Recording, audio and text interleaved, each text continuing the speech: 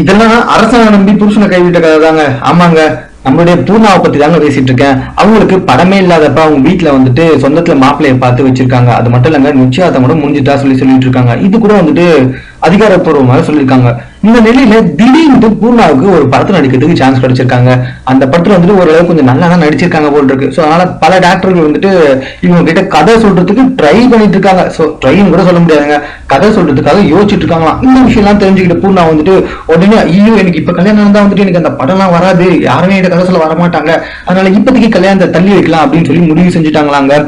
ஆனா இவங்க உறவுக்காரங்க என்ன சொல்லிட்டு இருக்காங்கன்னா, பேசியபடி திருமணம் நடக்கலன்னா மத குருமார்களிடம் முறையிடுவோம் அப்படின்னு சொல்லிட்டு சொல்லியிருக்காங்களாம்.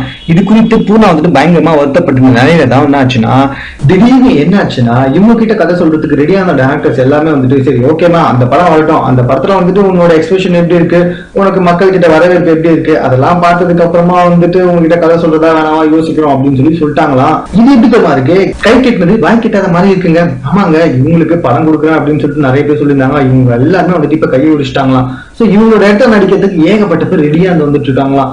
ரொம்ப நாள் வந்துட்டு மூஞ்ச காட்டாததுனால இவங்க மூஞ்ச வந்துட்டு தமிழ்நாட்டு மக்களுக்கு நினைப்பு இருக்குமா இல்லையானே தெரியல. சோ அதனால வந்துட்டு யோசிக்கலாம் அப்படின்னு சொல்லிட்டு இவங்க கேட்கிற டேரக்டர்ஸ் எல்லாமே சொல்லிட்டு இருக்காங்களாங்க. சோ இப்ப என்ன பண்ணிட்டு இருக்காங்கன்னா, இதுக்கு முன்னாடியே வந்துட்டு நம்மளுடைய உறவுகாரங்க கிட்ட பிரச்சனை பண்ணிட்டோமே, கல்யாணம் பண்ணியிருந்தா அப்படியாவது செட்டில் ஆயிருக்கலாம், ஸோ படத்தை நம்பி இப்ப அந்த கல்யாணத்தை நம்ம வேணாம்னு சொல்லிட்டோம், இதனால மிகப்பெரிய வடி அவங்க வாழ்க்கையில விழுந்திருக்காங்க. மேலும் இது போன்ற சினிமா தொடர்பான செய்திகளை உடனுக்குடன் தெரிந்து கொள்ள எங்களுடைய சேனலை சப்ஸ்கிரைப் பண்ணுங்க. இந்த வீடியோ பிடிச்சிருந்தா மறக்காம லைக் பண்ணுங்க, பிடிக்கலனா கூட லைக் பண்றீங்களா, உங்களோட கமெண்ட் எதுவும் ஆனாலும் பரவாயில்லைங்க, எங்களுக்கு போஸ்ட் பண்ணுங்க. தேங்க்யூ.